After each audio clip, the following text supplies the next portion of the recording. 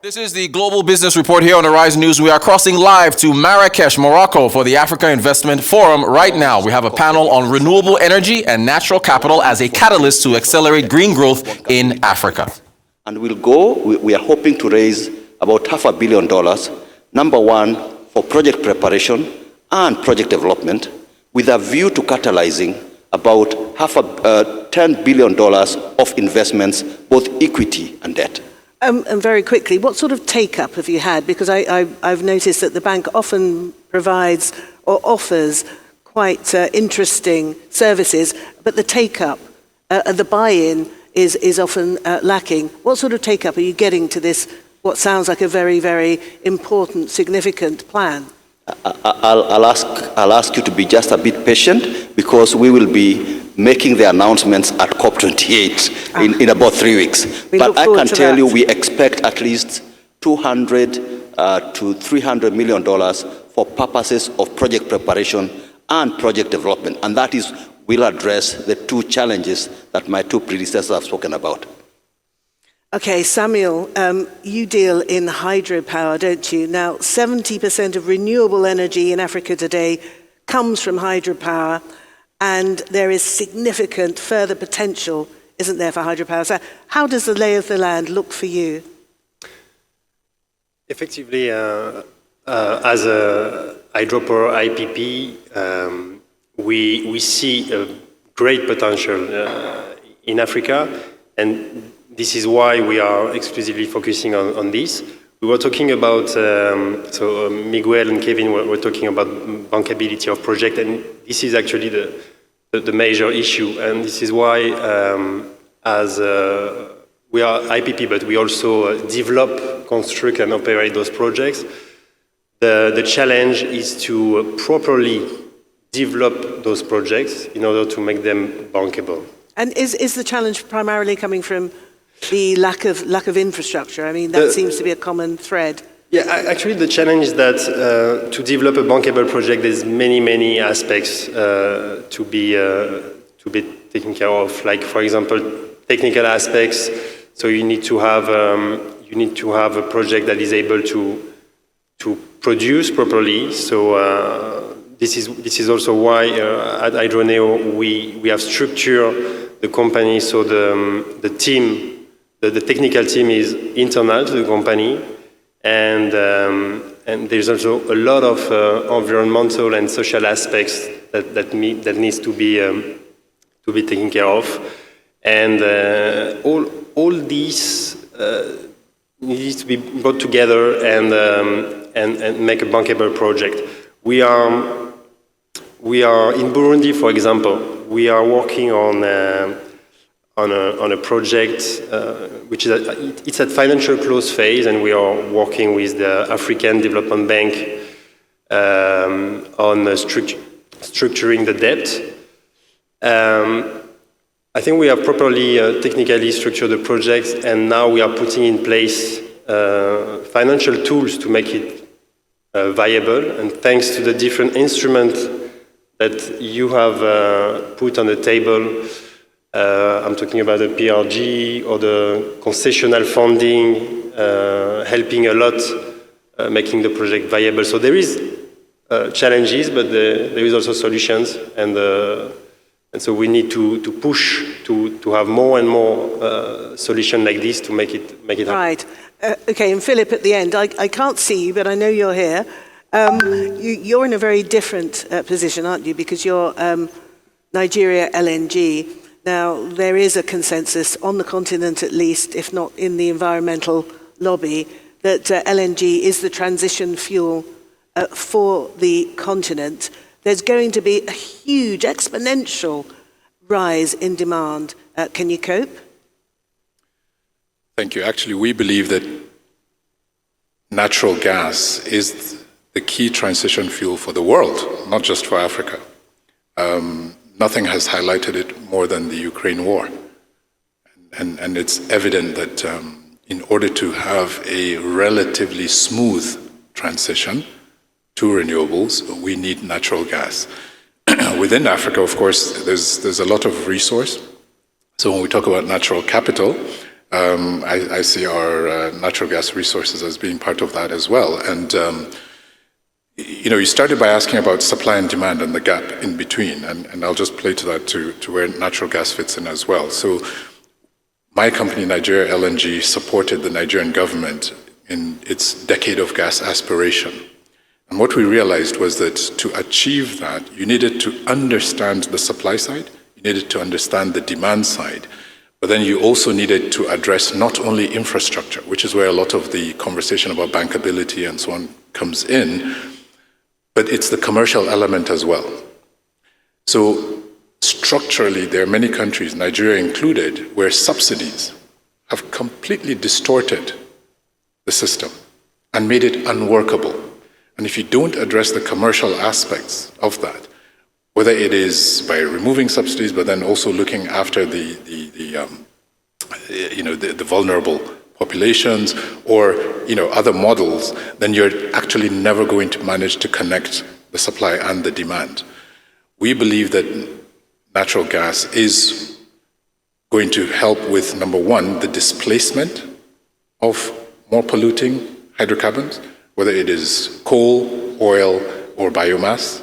But we also believe that the natural gas system itself can and is being decarbonized as well to contribute its own share. Can you tell us a bit about that? Because, of course, as I alluded to the fact that environmentalists are not that keen on LNG as being a green solution. So we would all love for the world to leapfrog from where we are today straight into 100% renewable tomorrow. We would love that, if it was possible. We know it's not. And once again, the fractured supply situation that emanated out of the Ukraine war just demonstrated that very precisely to the world. And so we know there has to be a journey and a transition.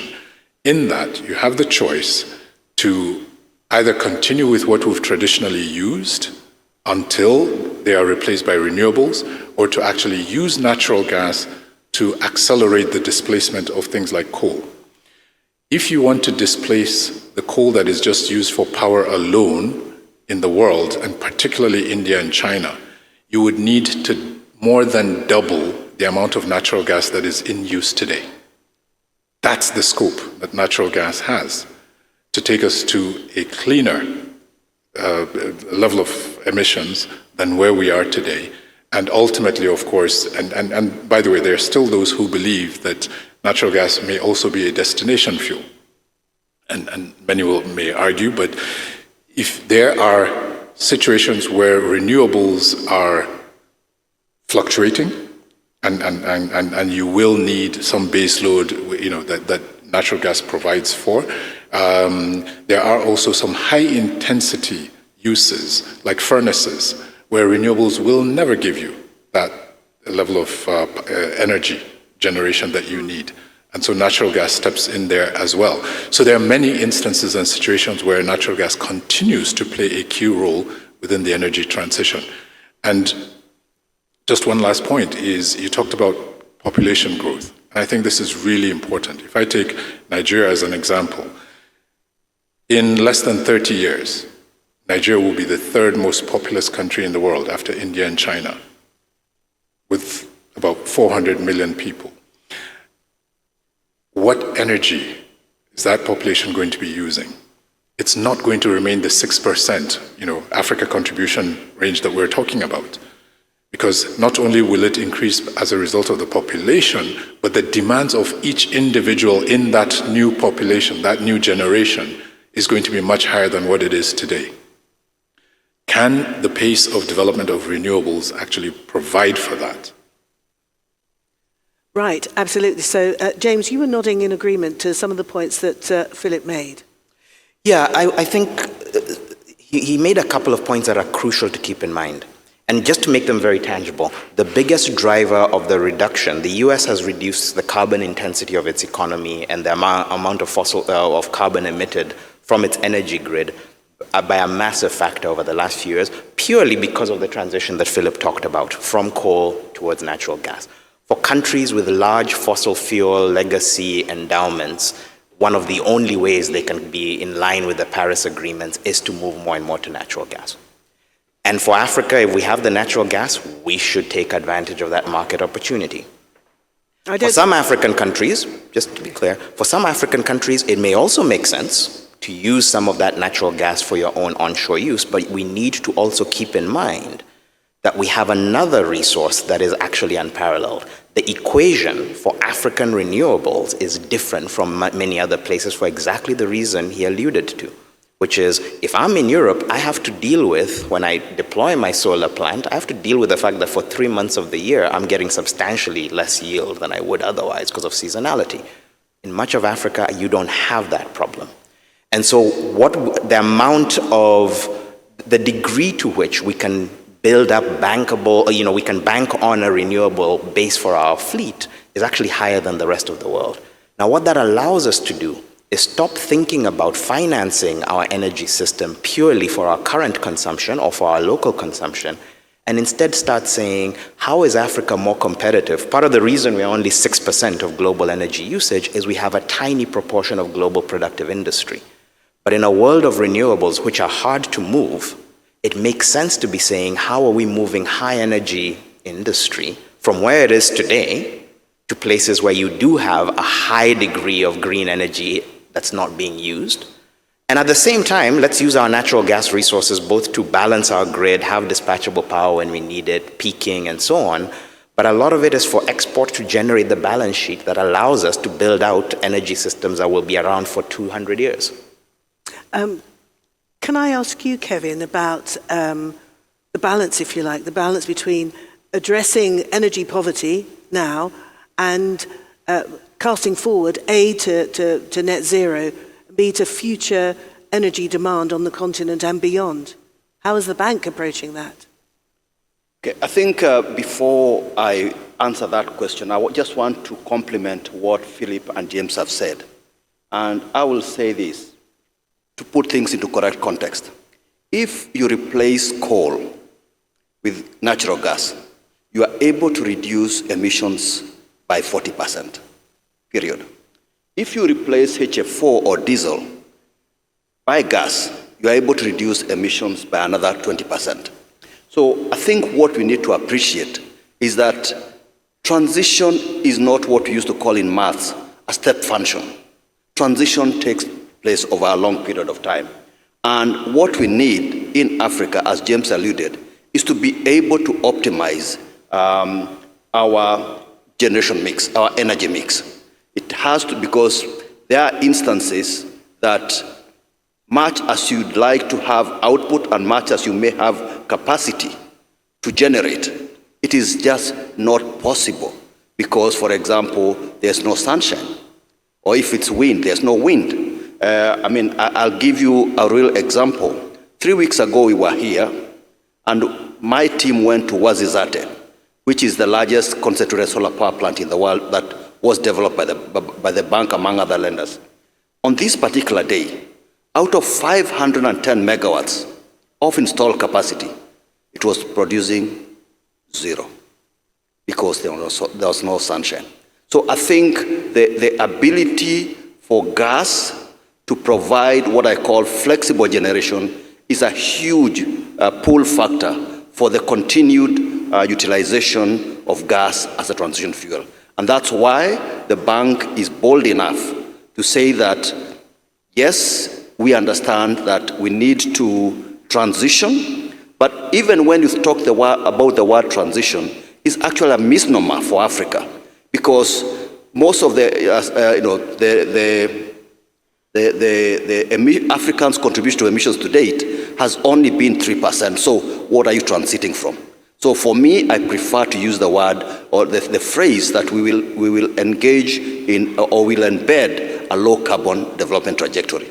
Now to your question regarding the issue of the need to grow, to increase access, and the conflict or the perceived conflict with the demands of the Paris Agreement. What I would say, there's no conflict. Number one, as part of our transition, or if I were to use that word in a liberal manner, At the same time, we must transition, yes, but at the same time, we must address our energy poverty. Today, 43% of Africa does not have access to electricity, which translates to about 600 million people, 600 million people without access to electricity.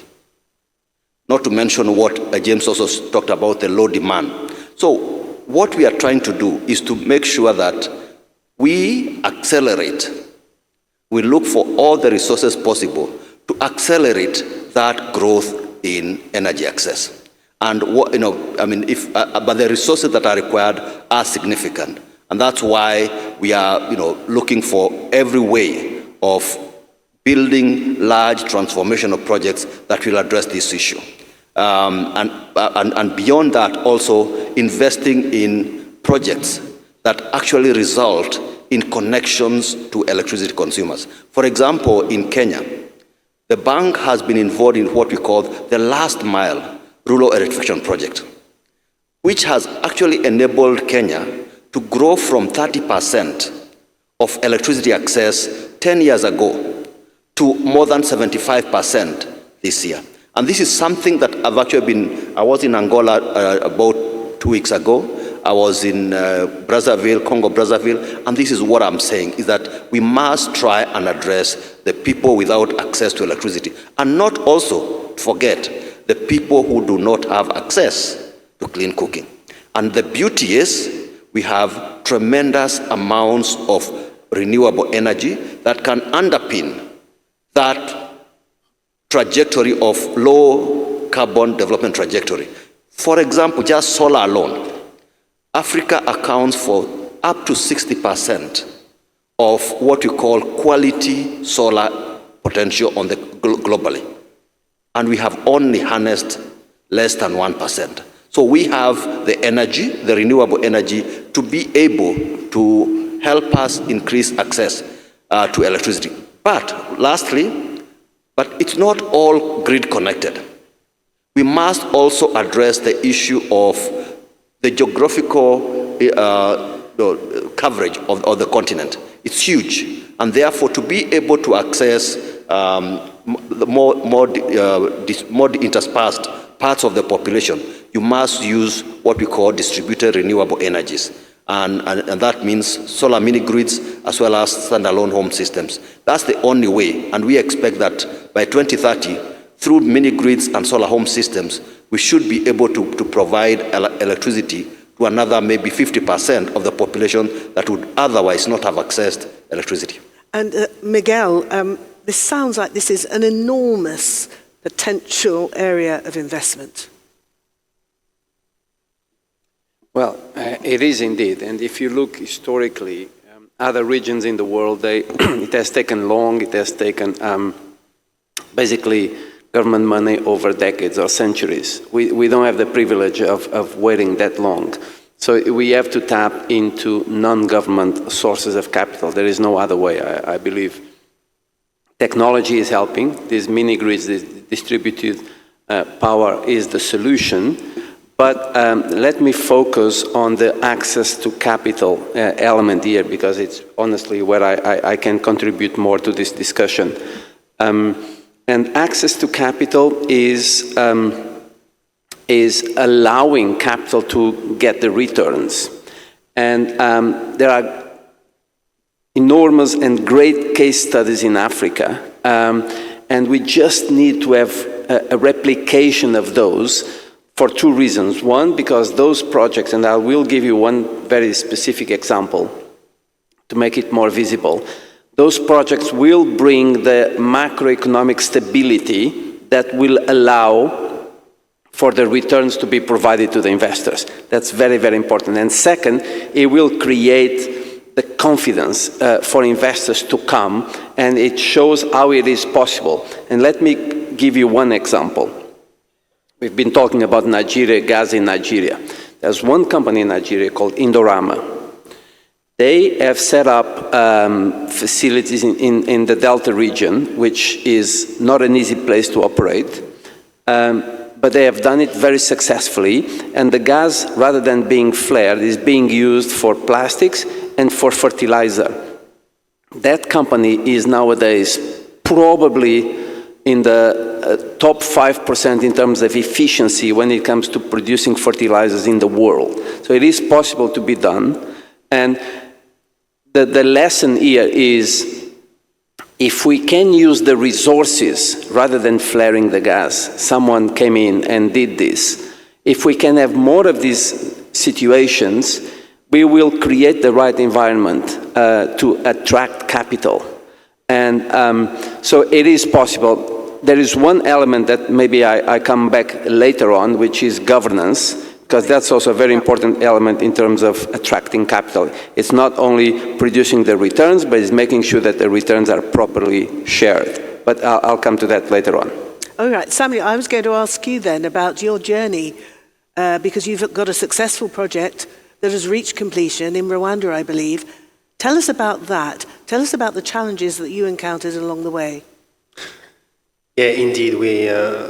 We've started our journey in Rwanda, where we have one project under operation and 2 under construction. I think the challenges are to effectively be able to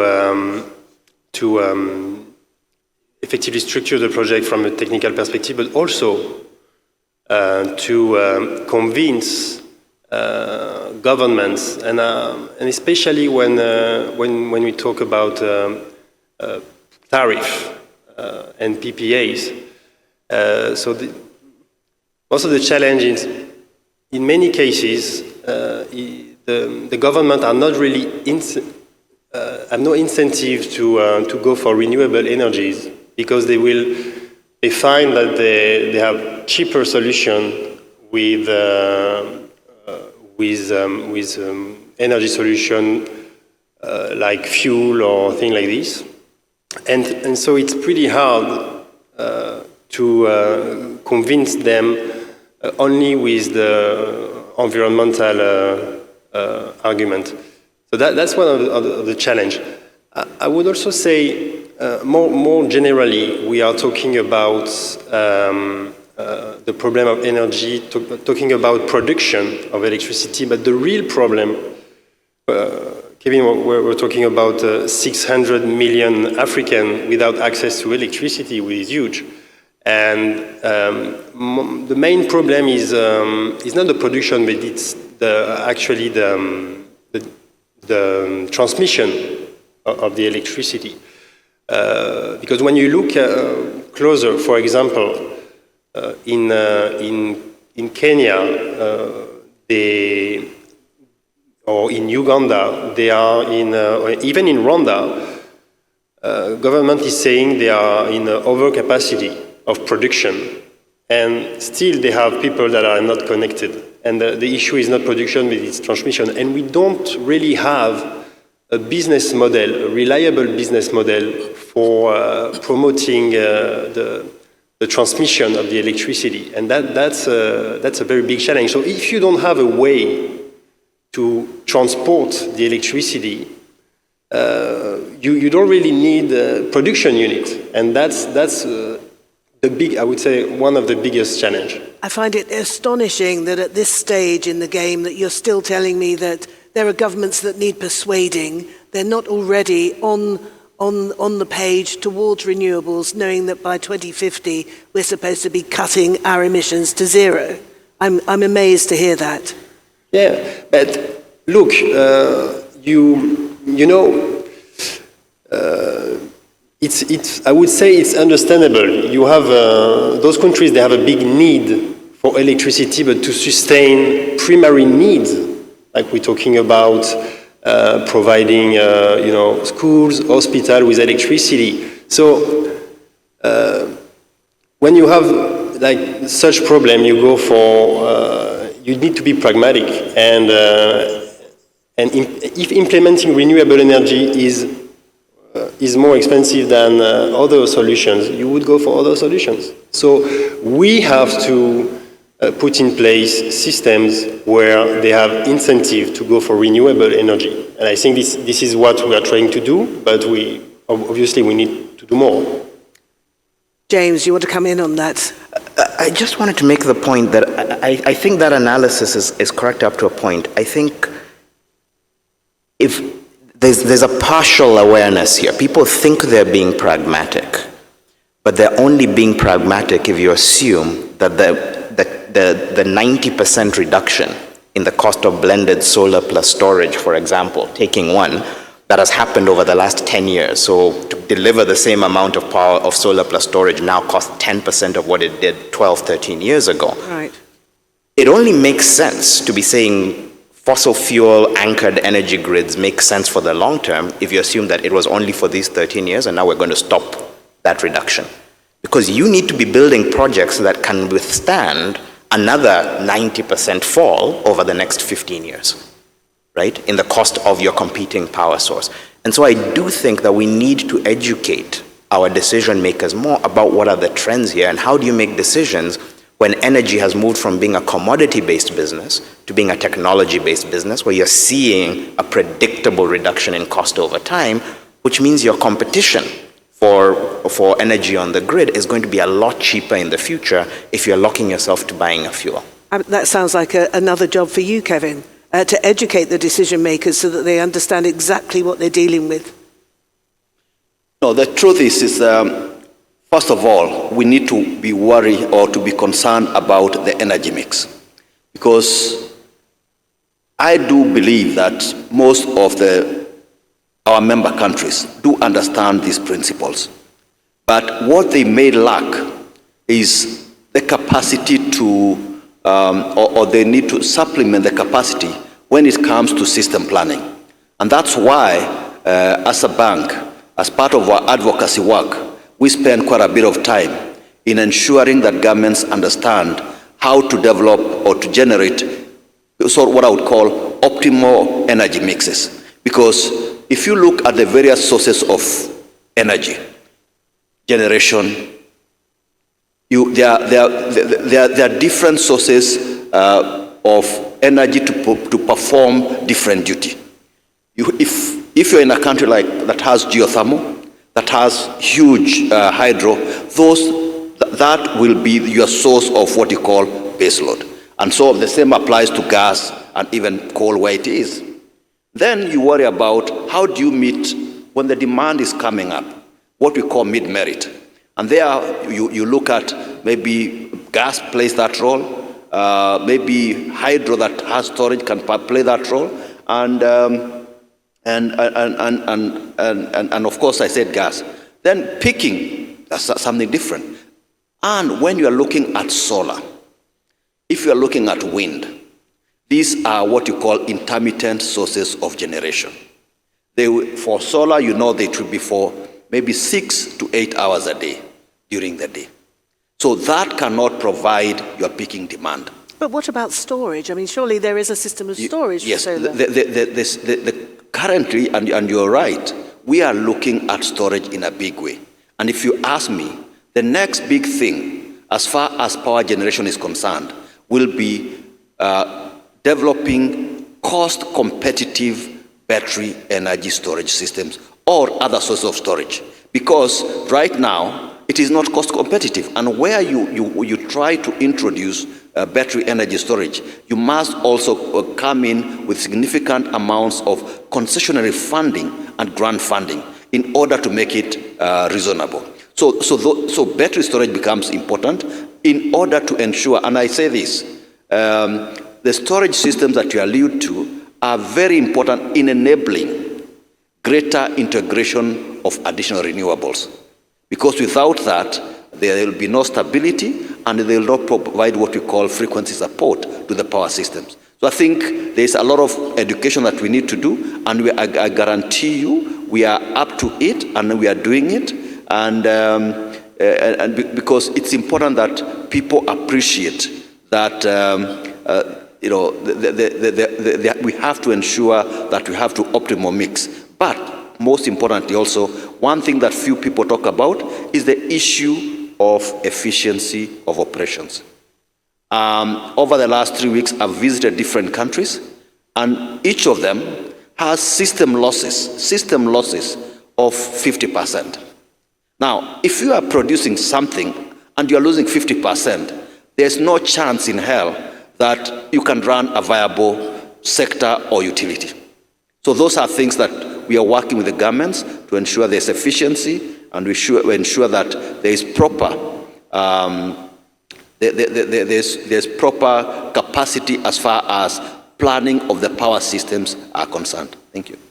Philip, I'm quite interested in Nigeria, of course, as the biggest exporter of, excuse me, of oil on the continent. What does this mix of renewables look like in Nigeria? Obviously, we've talked about gas. You say that is the fuel of the future. But what other variables are entailed? So I think there's a recognition, and I like the point raised earlier about the energy mix.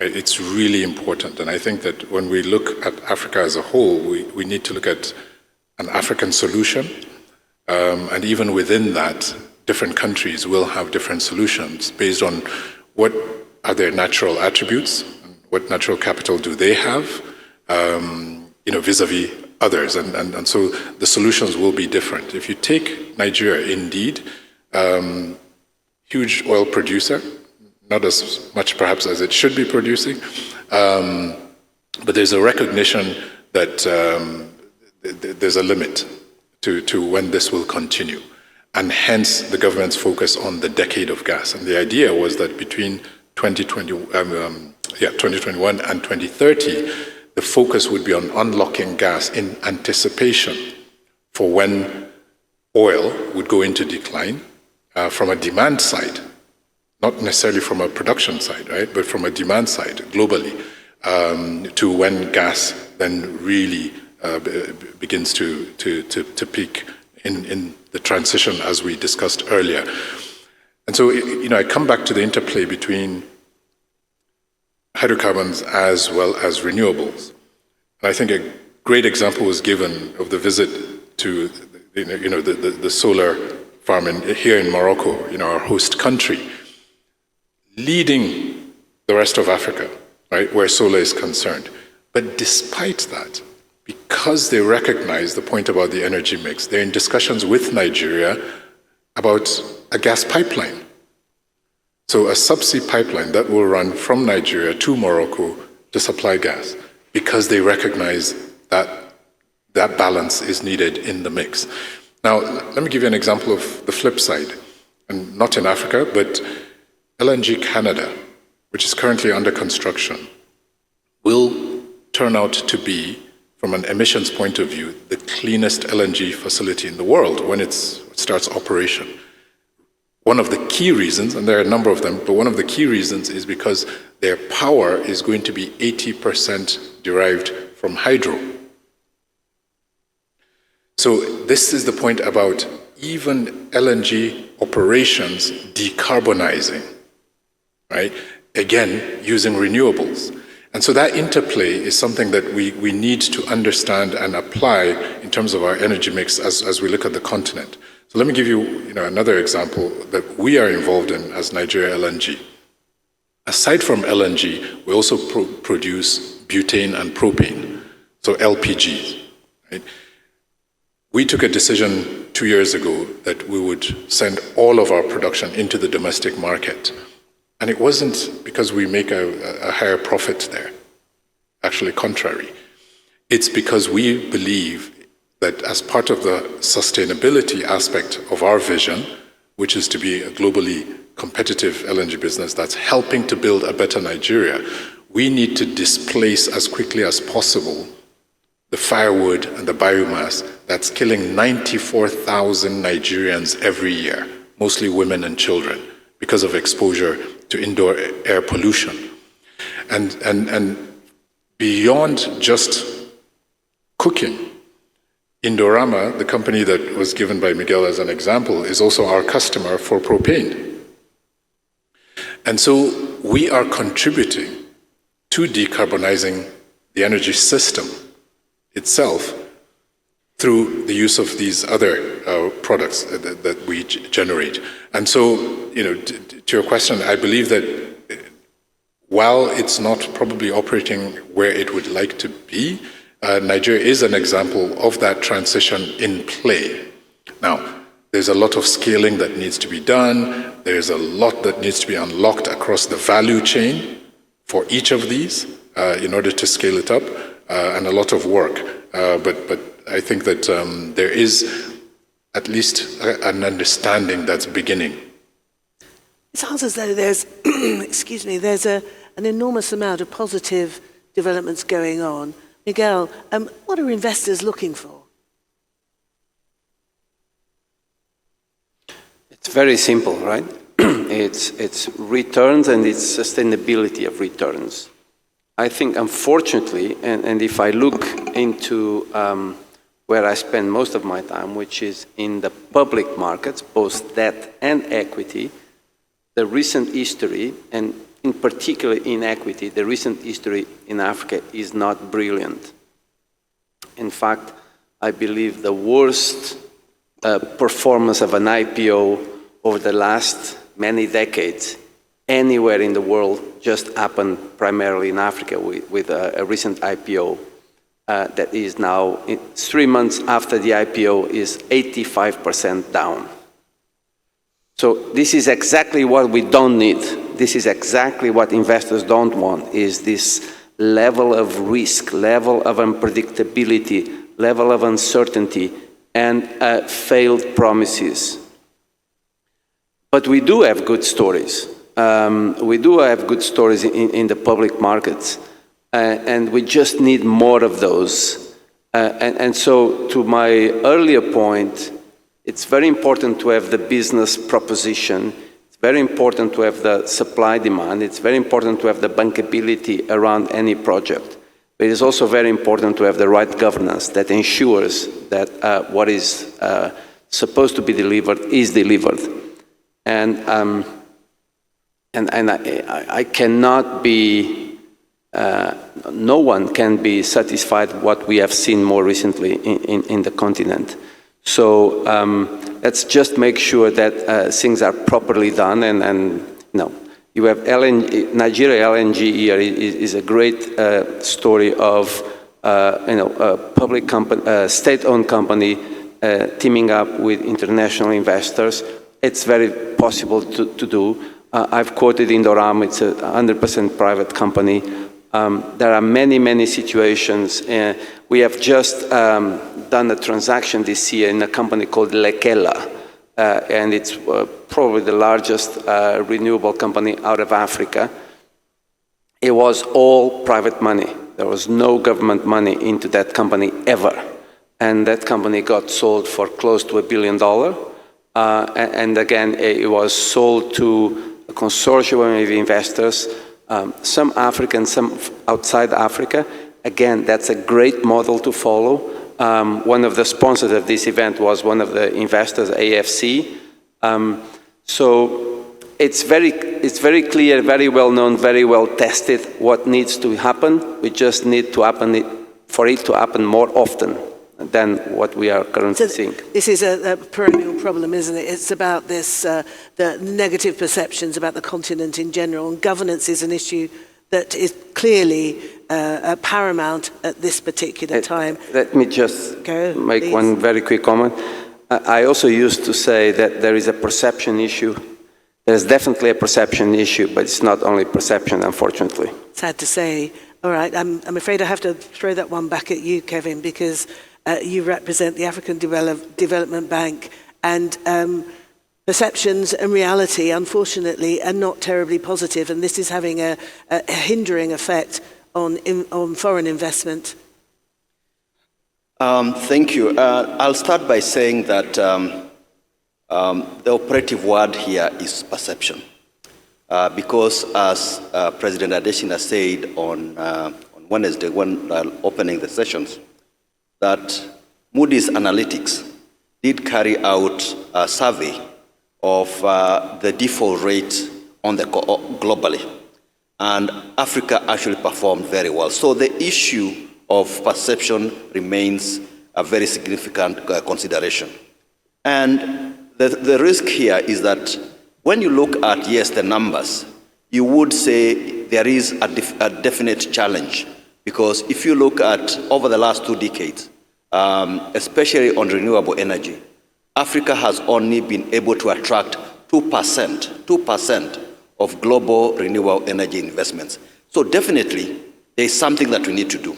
And what also happens is that once that 2% comes, the cost of borrowing is 2 to 3 times. So first of all, you get minuscule amounts of investment and at exorbitant cost. So and I always like to say, to quote for those people who are physics-oriented or technically oriented, I always say that one of the first things that we learned in school in engineering is the Ohm's law, which says that power follows the path of least resistance. So I always say in the world that I'm in today, that capital also follows the path of least resistance. So the key thing is to ensure that we create enabling environments that appreciate the fact that we must be able to attract the correct amount of investments and at the pace that we require. And that's why, as a bank, and I'm sure this is probably what you'd have asked me, we actually came up with what we call the Electricity Regulatory Index for the power sector. And the Electricity Regulatory Index, what it does, it tries to mitigate risks on the continent, because regulatory risk is perceived by investors. And then I say perceived by investors as one of the greatest predicaments to attracting investments.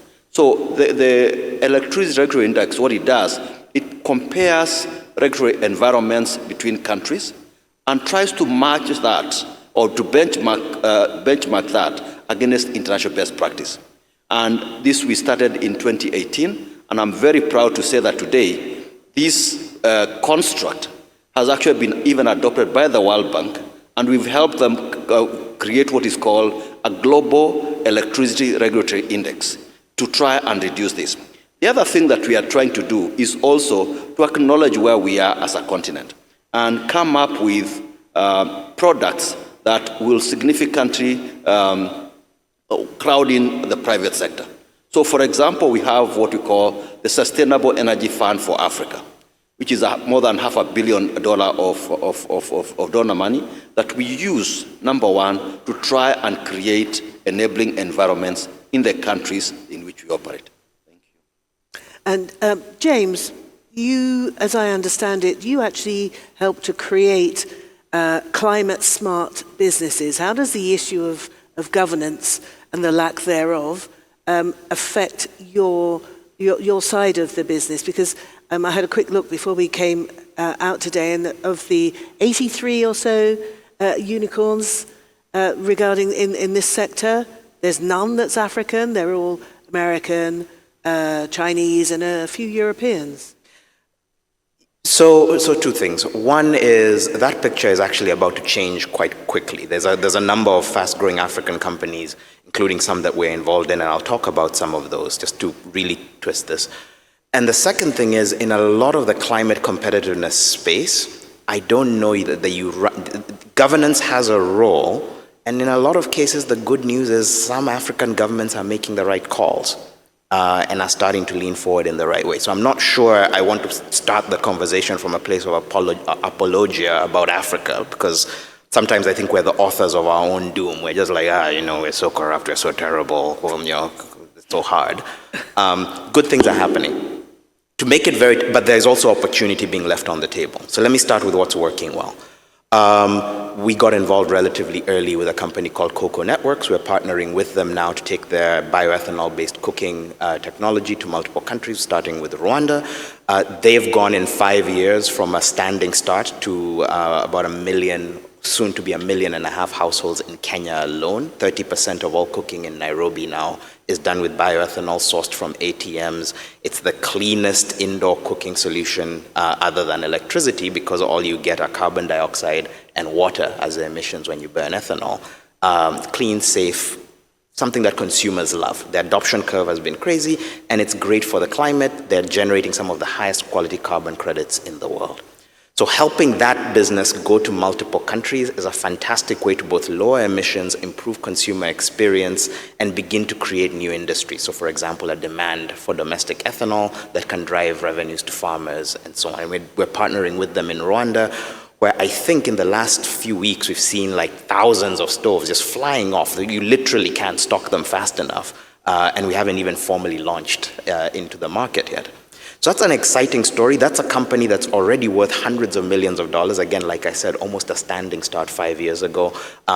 If there are going to be high-quality climate unicorns from Africa, it's going to be one of them, actually quite soon, given that it's now beginning to spread across multiple countries.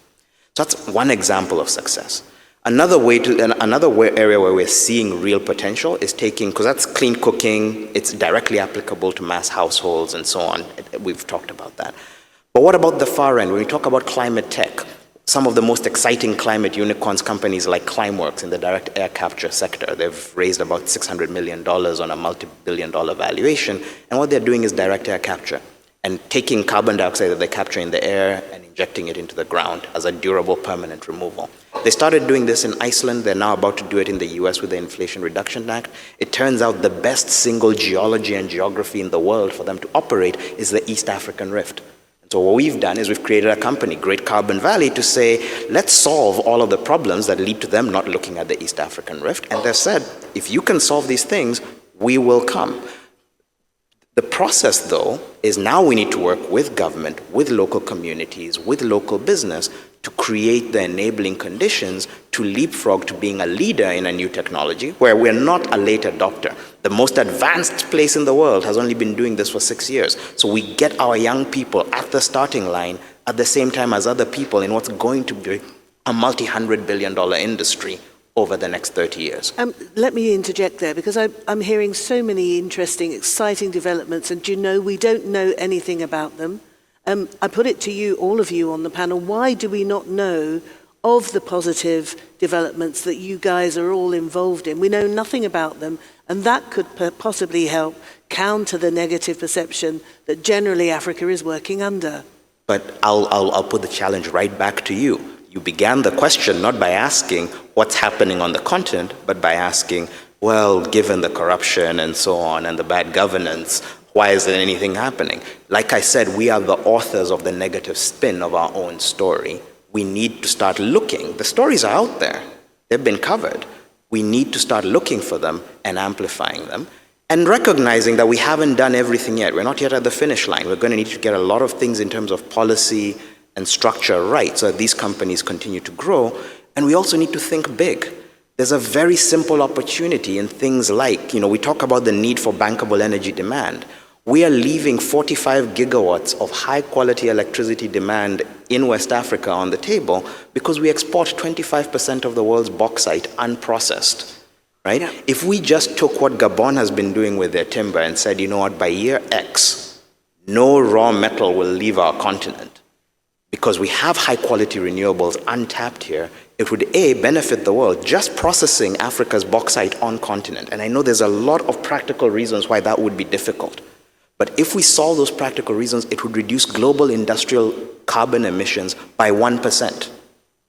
1% may not sound like much, but in this world, with no technological innovation or anything else, all we're doing is using our hydro, using our wind, using our solar, and using our own bauxite. It's literally a gift 1%, and we need to figure out across industries, where are these spaces where we're saying to the world, don't invest because you want to help Africa.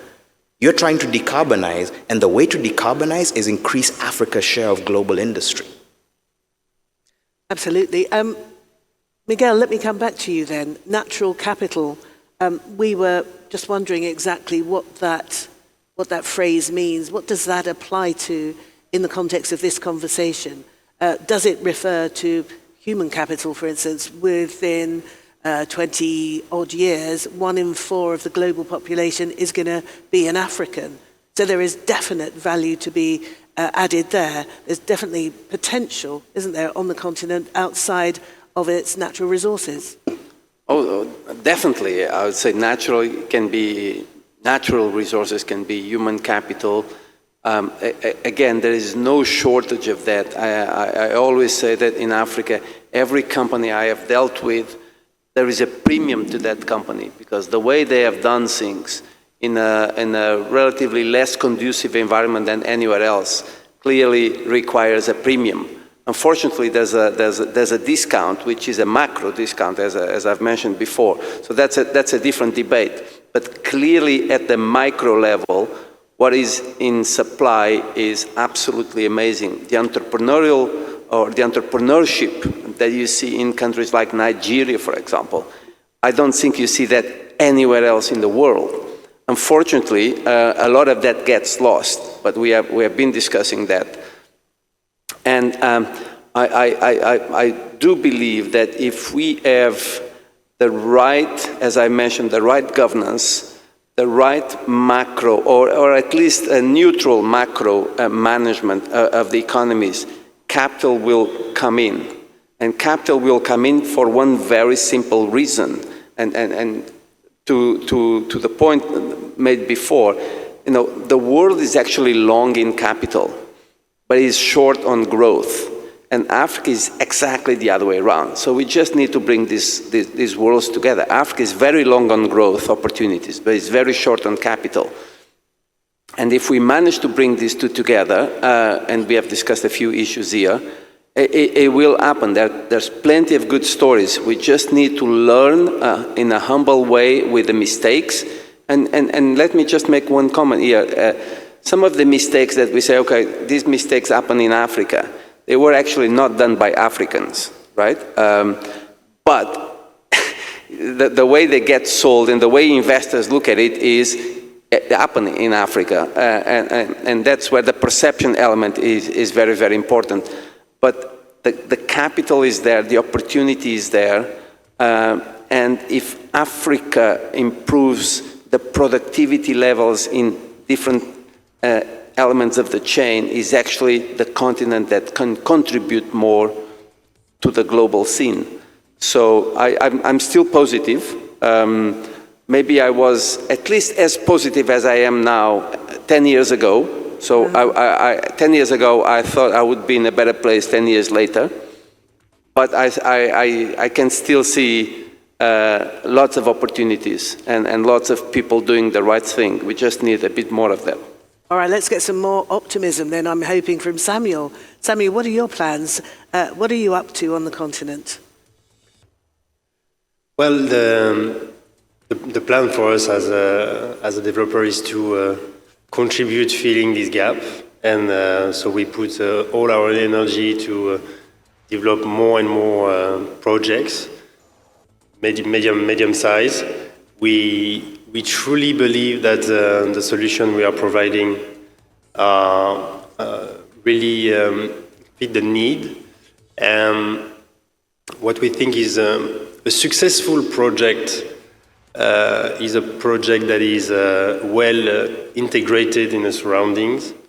And we were talking about human capital.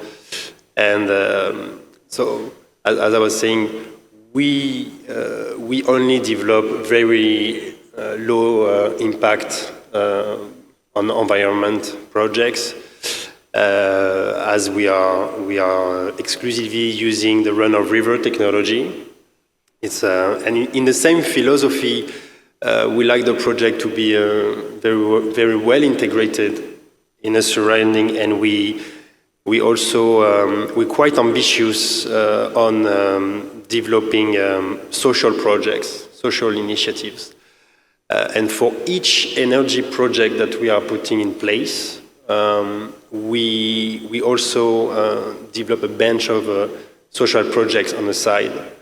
And I think it is very, very important because if you want to make a project a success, it has to be accepted by the locals. And for example, in Rwanda, we were talking about Rwanda, we are deploying a program, a training program to increase the way of living of low-income women, for example. In Burundi, we have an ambitious program with constructing schools. We have two health centers. We are also deploying a mini-grid to connect the population around our project. We also have a very exciting project that we are developing with the United Nations on conserving the forest, beside our power plant. It's about like planting trees, protecting areas, developing alternative solution for agriculture in order to protect the forest. So we have many things on the table, and we're very excited to contribute to that. So it sounds very much as though you're taking on board ESG principles.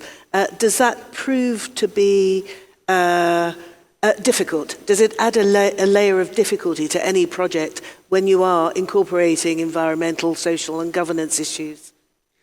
Yeah, of course it's an additional constraint, but it has to be part of the project because we're doing renewable and we're working on sustainability, and there is no sustainability without a strong ESG program. So that's part of the thing, and we're very, very happy to work on that. And Philip, at the end, hello again. Tell us about your views then with regard to the future, the immediate future in terms of Nigeria's renewable consumption. Is not green hydrogen the holy grail? Is not everyone aiming for that? Is it a possibility? It's an interesting question on hydrogen. There are many companies and entities that have explored, that are using hydrogen in some form or the other. I think there's a big question as to the future of hydrogen and whether or not that is indeed the Holy Grail or whether it is something else. Certainly, I believe that it is a part of the energy mix and needs to be part of the energy mix. And so from the point of view of a country like Nigeria, while it has not been prioritized, with a focus on it, there are discussions, for example, with the German government and so on and so forth, exploring that possibility. The capacity to develop it is there. I think that the bankability of those projects is something that needs to be worked out. But it comes back again to what is in the energy mix. And I think that at the moment, the government in Nigeria is quite focused on this notion of a just transition, right? And trying to, on the one hand, maximize the resources that it does have and has had and has been exploiting for a while, so oil, natural gas, etc. And on the other hand, trying as quickly as possible to catch on to the renewables. I think that hydrogen comes with challenges today, which are, I believe personally, surmountable. Transportation, for example, is just one of them. How you move it from place to place safely is one that has to be addressed. Yes, methanol, etc. There are various ways that it is being transported today. Could that be done safer, more efficiently, cheaply, etc., etc. I think that there are improvements that need to be made there, right? Overall, the mix, I think, will vary from country to country, as we've discussed before, and what I think the focus will probably be in countries like Nigeria is around electricity. And if you hear the numbers of 40% not connected to the grid, some of those numbers are even higher in countries like Nigeria. And it's not just about generation, as has been mentioned, it's connectivity as well. And so I suspect that there will be a period when the focus is more on power, and beyond that, perhaps then we begin to look at what else. Coming back to technology, though, I think that that's one of the things that's going to determine whether or not hydrogen becomes the Holy Grail going into the future. However, in my opinion, storage, we need a breakthrough in battery technology. There has to be. Where we are now is just completely inefficient, and it makes a lot of the energy forms that we have underperform. Is it that the technology does exist and it's too expensive? Ah, okay. It's cost. Right. At the end of the day, what we have today works, but it's just too expensive. I mean, you will need a battery, facility as big as this building to take care of the storage that you need for, a certain. So we need the technology to make it cheaper, but also to make it smaller and to make it more efficient. That is one of the breakthroughs that I'm quite keenly looking out for. If you talk to those who are looking into the future, I mean, there are things like nuclear fusion, right? Can we crack that? You get some blips in the news here and there. Have we really cracked it? Probably not. Certainly not at a commercial level. And so I think that technological breakthroughs are still going to change even the view of the future. What we see today may not be what we're looking at in 10 years' time. I'm quite convinced of that, because some of these breakthroughs will completely change the dynamics of the energy mix of the future. And I think that even within 5 years, something is going to come through that's going to change the picture completely. James, that's a perfect segue into you, I think, because I don't know about you, but I often feel quite anxious. Climate anxiety is a real thing. And I feel the clock is ticking. Do you feel that there is a time limit? Are we aiming for 2050, practically speaking, or is this on the never never? We're going in the right direction, but 2050 is not a target specifically. I don't know that 2050 is optional. I think the planet is showing us, with all the records that are being broken, I don't know if anyone has seen the pictures of the Amazon literally drying up right now. You're seeing actually the dry riverbed in parts of Brazil that hasn't been seen in hundreds of years. So we are on a clock. We're going to have to get there. I have a slightly optimistic view that says the following. If we continue with business as usual, including the way that Africa is treated as part of the global production system, which is we are only exporters of as raw material as possible, even in hydrogen. We're still thinking as if the way we'll do hydrogen is we'll make hydrogen in Africa and then send it to existing industrial centers in the world. As Philip said, moving hydrogen is hard. Why would you do that? Use it where you are, right? You can see the logic starting to come together. Namibia is looking at hydrogen. South Africa exports iron ore. What's one of the biggest uses of hydrogen? To make green steel. Just do it there, right? And I think we need to lean into understanding the ways in which a world in which energy is hard to move and IP is easy to move actually plays to Africa's strengths and allows us to say that Africa is not just along for the ride. We are saying we are the fastest path to cutting global emissions just by increasing our share of production. And that means understanding these technologies, understanding where it's in our interests to be thinking about pure export versus import, recognizing that things like hydrogen are partly a storage solution as well, because when you have too much sunshine, you make hydrogen and you burn it at night, right? There are ways that we can think of these things in a different way than the global north is, because our factor endowments are different, our natural capital is different, and it allows us to do things cheaper, greener, faster than anyone else if we just start following the physics and the engineering where they lead, versus passively waiting to copy models from elsewhere in the world. And so, Miguel, it sounds very much as though what is needed is a change of the dynamic in the relationship between global north, global south. Africa needs to be looped in to the very essence of the transition, rather than being seen as a victim, if you like, that is there to be dragged along, perhaps reluctantly. No, definitely, and I believe the returns here can be higher than anywhere else, for natural reasons, for embedded needs of replacing old energy. So it's actually one of the places where it should be easier to make the whole transition very profitable. And I can see green shots of that happening, so we just need...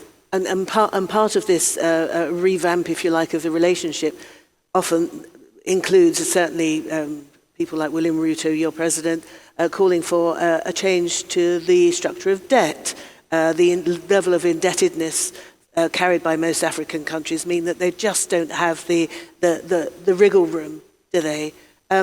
Is that something, is a reform of the debt structure for many of the African countries, is that on the agenda? Is it being Don't get me started on the Is debt. it getting any real consideration? No, I mean, 10 years ago, or a bit more than 10 years ago, there was a restructuring in debt. It created a clean slate. It was unfortunately misused by many governments. I think there will be another one at some point. And we just need to make sure that it's properly used and learn from the mistakes of the past. The markets can forgive, the markets can forget, but if there's a limit to how much people forget things. And Kevin, we're coming up to the end of our panel. What are your thoughts then as we finish? And in fact, this is the last day of the Africa Investment Forum. What are your thoughts as to how the forum has gone generally and where we are at this moment, and perhaps what you're going to do next week, for instance? What's in your in tray? I think I have a fairly consistent type of entry. I would want to continue addressing or leading the bank in addressing energy poverty on the continent.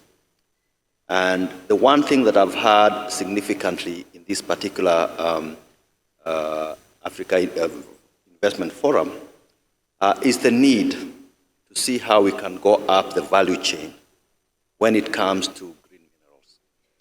And it got me thinking a lot because earlier this week and last week, I was involved in sessions in Europe, and what we are discussing is exactly that. And here, what I think is two things. We have abundant renewable energy sources. We have huge reserves of critical minerals that are absolutely critical for purposes of the green transition, so to speak. But if you look at where the concentration of productivity is, it's all in China. For those who may not know, I think China controls 78 to 97% of the solar supply chain, between 60 to 70% of the processing of cobalt and lithium, which we need for batteries. So one of the things that I found myself thinking a lot, it's not in my intro, but it's in my head, is how do we go up the value chain and cease to be what I call a producer of ores, critical mining, and we become manufacturer of high-end, high-value products, go up the value chain. For example, if it comes to battery manufacturing, manufacturers of precursors of battery manufacturing, or actual batteries, or electrolyzers. For your information, China is bound to be also the biggest manufacturer of electrolyzers. So what I'm thinking is, we need to address one thing as a continent, and this is who owns the rights to the minerals. Because it's not a surprise, because I say, and I'm saying this with due respect, a lot of the minerals that we have in places like DRC are actually owned by Chinese concerns. And I'm not surprised that they are the biggest processors of these minerals. So I think we have to have a discussion at some stage. How do we unravel this situation without antagonizing these helpful investors who have been with us for a long time? So I think that is something that we need to start thinking and thinking very, very urgently. Thank you. Thank you very much. Now, the clock has gone bonkers, so I'm going to ignore it because I think our time is indeed up. We've had 45 minutes of really, really interesting conversation, so thank you all very much indeed, gentlemen. A big round of applause then for our panel.